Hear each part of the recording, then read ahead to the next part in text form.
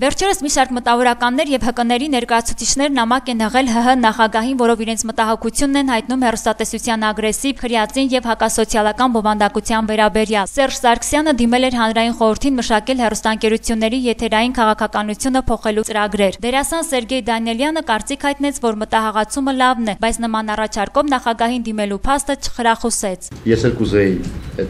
այդ ամենին մասնակցել։ Ձևը սարսափելի վատն է, որտեղ ինչ ասել է դիմել նախագահին, որ եթերը զտի մաքրի բան եւ այլ։ Նախագահն ինչա,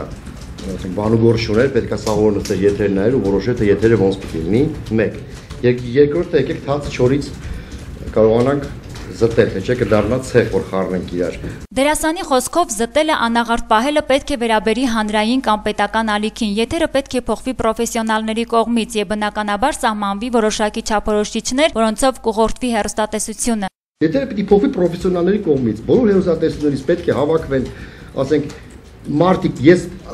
հաստատ համոզված եմ, հեռուստատեսության մեջ աշխատող հավաքարարը 1000 անգամ ավելի շատ է հասկանում, քան ինտերնետում նստած սոցիոլոգը, որովհետեւ այդ մարդը տեղից է։ Իսկ Գյումրի դրամատիկական թատրոնի գեղարվեստական ղեկավար ժողովրդական արտիստ Նիկոլայ Ծատուրյանն էլ հեգնանքով նշեց, որ մեր հեռուստատեսությունից շատ գոհ է։ Մեկ-մեկ մատս պատահաբար դիպչում է հայկական ալիքի վրա եւ ես սոսկում եմ, ասաց նա։ Ժողովուրդ ջան, մեր պրոֆեսիոնալիզմը իջել է տաբուրետի ցած, պետք է պետական ծրագիր մշակվի, որովհետև ազատությունը լավ բան է, բայց ազատությունը քաղաքակիրթ երկրների համար է, ոչ թե մեր կիսավայրենի։ Պետք է միշտ պահպանել չափի զգացողությունը, ավելացրեց Նիկոլայ Ծատուրյանը եւ հավելեց, որ դեմ չէ ոչ սերիալներին, ոչ էլ զվարճալի ծրագրերին։ Ուղղակի հարկավոր է պրոֆեսիոնալ մոտեցում եւ մակարդակ, որն այսօր եթերում պակասում է։